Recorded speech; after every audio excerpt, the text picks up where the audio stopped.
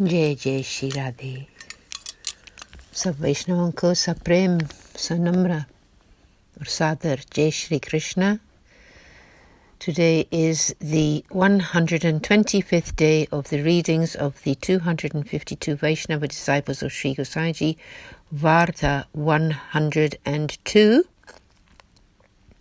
The story of the daughter of one Vaishnava businessman from Gujarat who married a devotee of Lord Ram, Bhav Prakash. This is a devotee of tamasi disposition. In the eternal Leela, his name is Krishnaanuchari,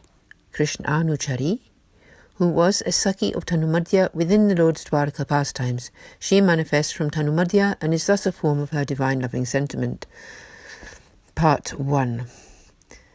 There was a Vaishnava businessman who lived in Gujarat. He was a graced disciple of Sri Gosaiji and an accomplished Vaishnava.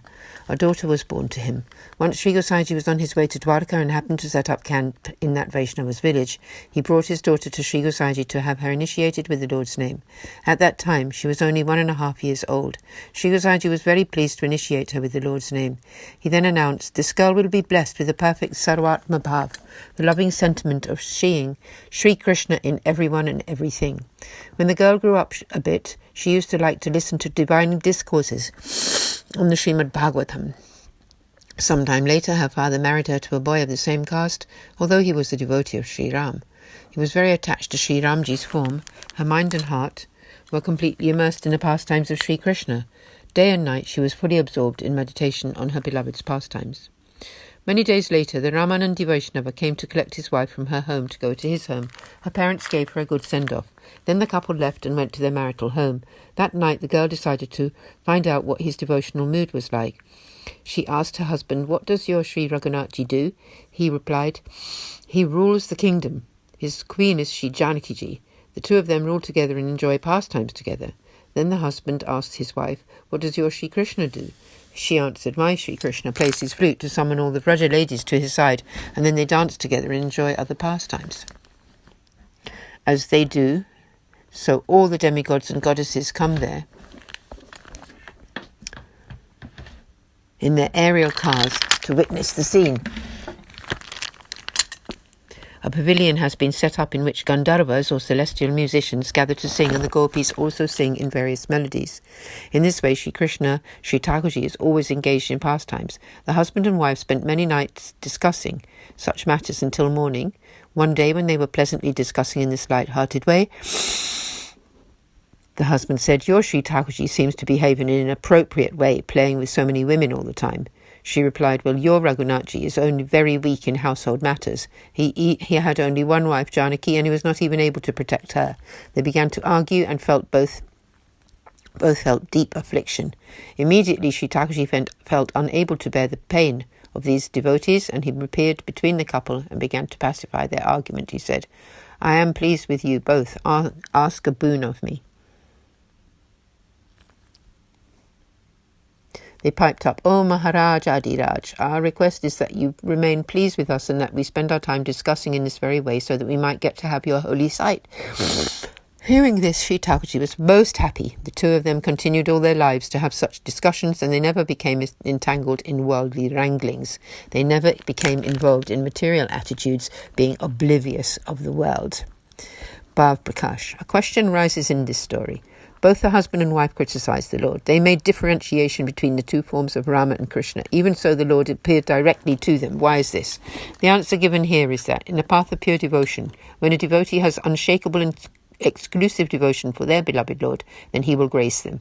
A devotee can become thus fully absorbed in their beloved Lord's contemplation only when their love is exclusive. Such is the power of exclusive love.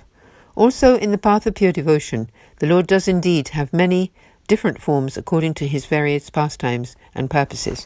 A devotee becomes attached to that particular form of the Lord, for which they are spiritually qualified, and they are fully absorbed in that form alone.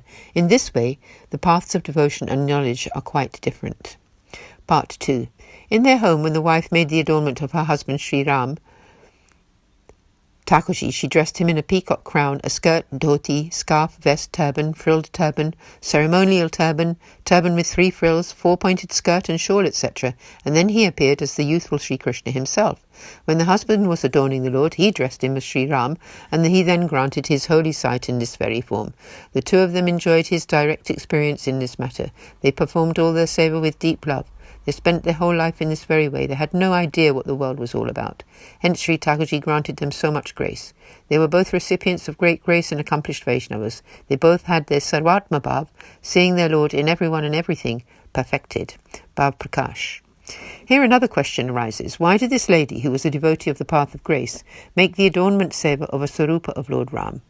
The answer here is that this lady had perfected her Sarvatma Bhav through pure love for the Lord. Therefore, because of her deep loving sentiment, the grace-filled Lord appeared in that Ram Swarup. Sri Thakurji is full of the nectar of love and grants his devotee the taste of that grace.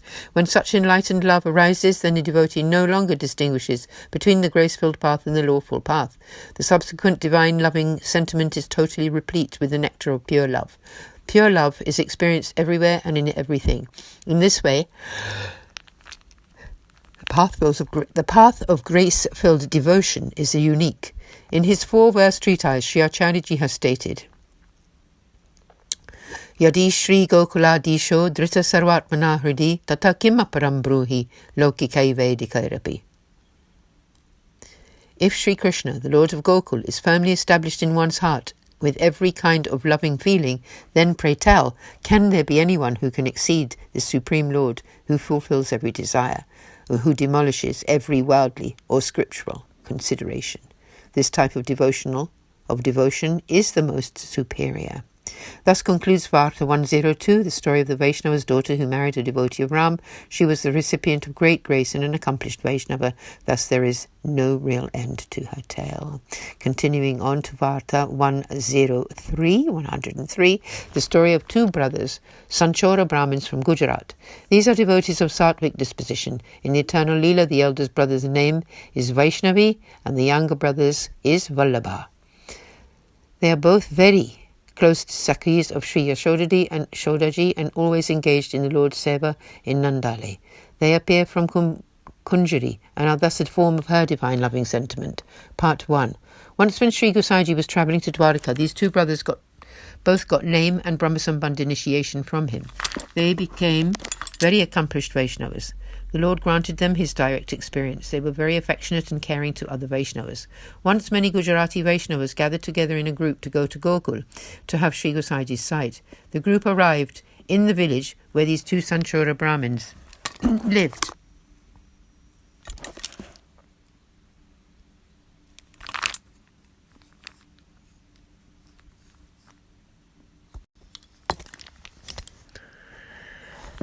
Continuing in part 1 of Varta 103, they stayed there with them that night, knowing them to be Vaishnavas. The 2 brothers greeted and treated the Vaishnavas very lovingly and enjoyed in dressing them with the Lord's name.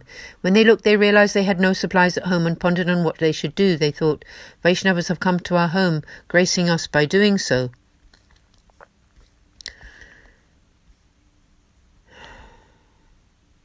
We are most fortunate. However, we have no supplies at here. It would be contrary to our Vaishnava path to let them spend their own money on sustenance while they are here. That would deny our Vaishnava relationship. The elder brother then suggested to the younger, behind our house is the merchant's shop. He has gone to his village. Go there and break the lock. Take whatever we need. We will pay him when he gets back. The younger brother agreed with him and went to break the lock. They entered and took out as much as they needed. They packed the supplies in a bundle, and then the younger brother said to the elder, "You go ahead, I will close the door and follow you." The elder brother went home. Bhav Prakash. The question arises here, why did they break worldly law in order to satisfy the Vaishnavas? The reason here is that an accomplished Vaishnava is divine. They are forms of the Lord himself. When a Vaishnava comes to one's home, they should never be allowed to leave hungry. This is a core principle of the Vaishnava path. The 2 brothers considered their righteous path to be far more important than worldly